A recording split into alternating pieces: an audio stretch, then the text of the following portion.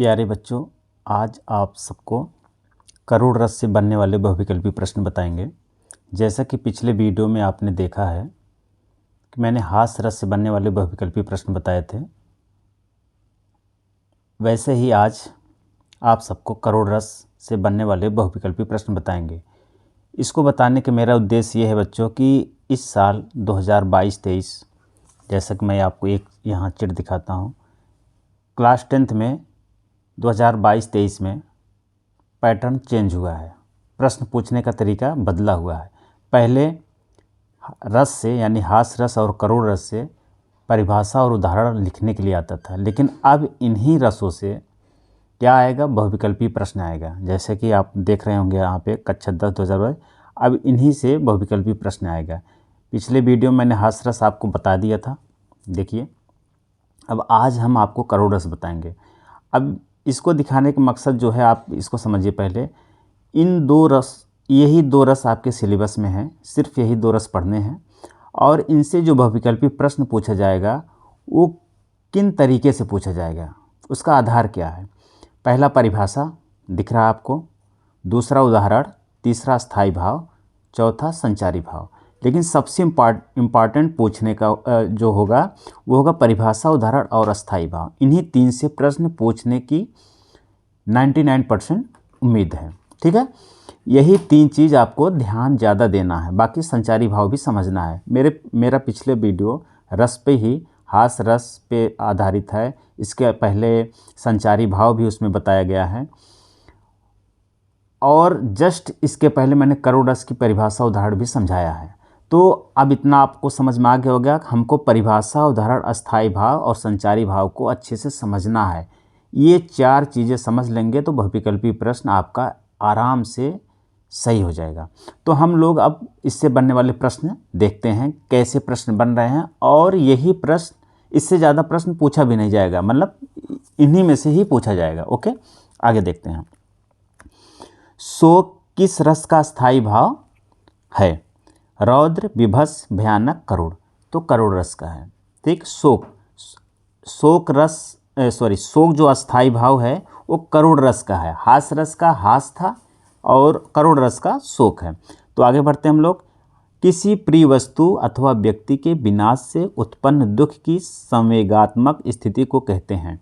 अब ये आप जो देख रहे हैं यहाँ पे, ये देखिए, ये परिभाषा से लिया गया है, यानी कि करोड़ रस की जो परिभाषा उसी से ये उठा करके पूछ रहा है इसमें कौन सा रस है। तो इसमें बिल्कुल स्पष्ट है, इसमें करोड़ रस है। क्यों? क्योंकि प्रिय वस्तु या व्यक्ति के विनाश से उत्पन्न दुख की बात की जा रही है, यानी कि दुख, जहाँ करोड़ माने दुख होता है, तो जहाँ दुख की बात हो वहाँ पे करोड़ रस होता है। करोड़ रस का आलंबन विभाव होता है। विकृत आकार, नायिका का सौंदर्य, अत्याचारी शत्रु, विनष्ट वस्तु। यहाँ पे विनष्ट वस्तु होता है। आलंबन यानी कि जो अस्थायी भाव होता है, रस जो होते हैं वो किसके सहारे से उत्पन्न हो रहे हैं हमारे हृदय में, वो आलंबन कहलाते हैं, ठीक है ना। तो आलंबन माने होता है सहारे, यानी जिसके माध्यम, जिन कारण से अस्थायी भाव उत्पन्न होता है उसे आलंबन विभाव कहते हैं। ओके, आगे हम लोग देखते हैं। ये आपको मैं अभी दिखा रहा हूँ इस प्रश्न को, देखिए। जो करोड़ रस का आलंबन होता है विनष्ट वस्तु, इसका ये आंसर सही होगा जो इसके पहले मैंने बताया। अब आगे देखते हैं। करोड़ रस का स्थायी भाव होता है।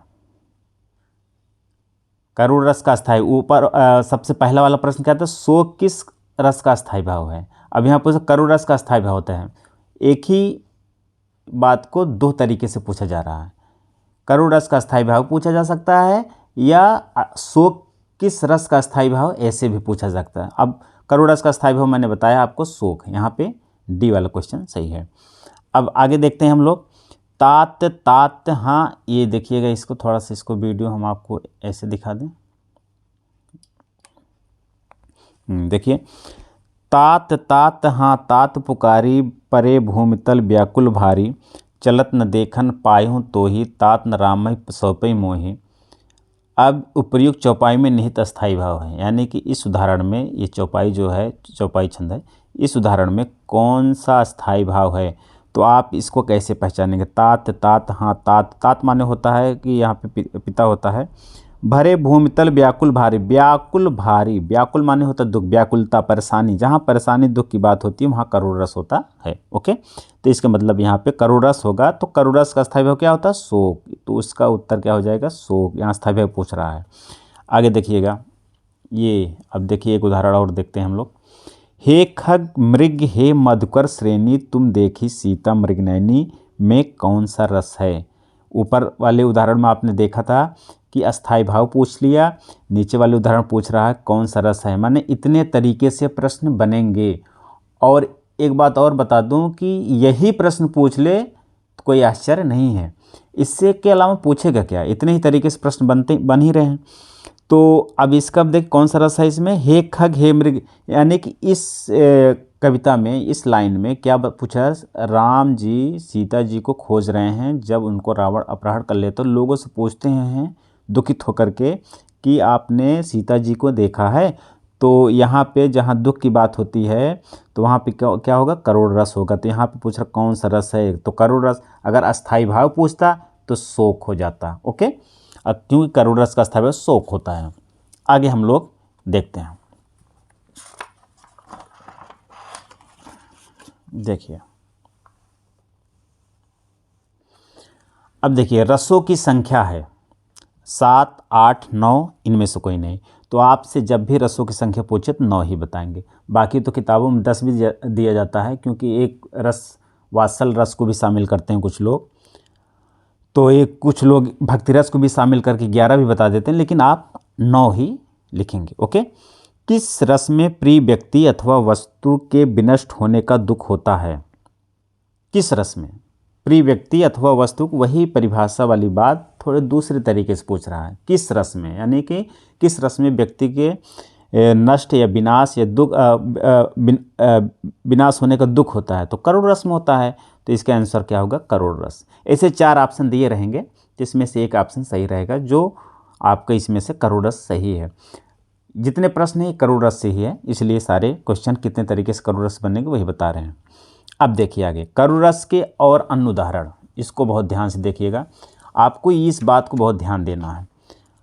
उदाहरण तो कहीं से भी पूछ सकता है करुण रस से संबंधित, इसमें कौन सा रस है, कौन सा स्थायी भाव, तो पहचानेंगे कैसे आप? जैसे ये हम अन्य उदाहरण में दे दिए आपके लिए आसानी के लिए, लाभ के लिए। राम राम कहि राम कहि राम कहि राम, तन परिहर रघुपति बिरह, बिरह यहाँ शब्द आ रहे, बिरह माने दुख होता है। रऊ राव गायो सुरधाम, यानी यहाँ बिरह की बात हो रही, दुख की बात हो रही, तो यहाँ पे करुण रस हो जाएगा। ब्रज में बिरही लोग दुखारे, दुख की भी बात हो रही, बिरही भी शब्द आ रहे हैं, तो यहाँ पे करुण रस हो जाएगा। प्रियपत, ये सब करुण रस उदाहरण है। प्रियपत वह मेरा प्राण प्यारा कहाँ है, दुख की बात यहाँ देखिए, दुख आ गया, यानी कि करुण रस। जल नित डूबी का सहारा, यानी कि दुख, व्याकुलता, परेशानी, किसी वस्तु व्यक्ति के नष्ट होने की बात, यहाँ ये सारी बातें आए तो करुण रस होगा। अगर हंसने की खुशी की बात हो तो हास रस होगा। शोक विकल सब रोवें, शोक यानी करुण रस का स्थायी भाव का नाम है। शोक माने दुख, विकल माने परेशानी, व्याकुलता, रोवें माने रोना, रोता आदमी कब है? जब दुखित होता है। रानीस रूपशील बखानी, इसमें भी करुण रस है। तो आपको मैंने इस वीडियो में करुण रस से बनने वाले सारे प्रश्नों को बता दिए। इस प्रश्न को अगर आप लोग ध्यान से देख सुन समझ लेते हैं तो इससे बाहर प्रश्न नहीं आने वाला, मैं आपको 99% गारंटी देता हूं। Okay, thank you. आप लोग मेरे इस चैनल को सब्सक्राइब जरूर करें। Thank you.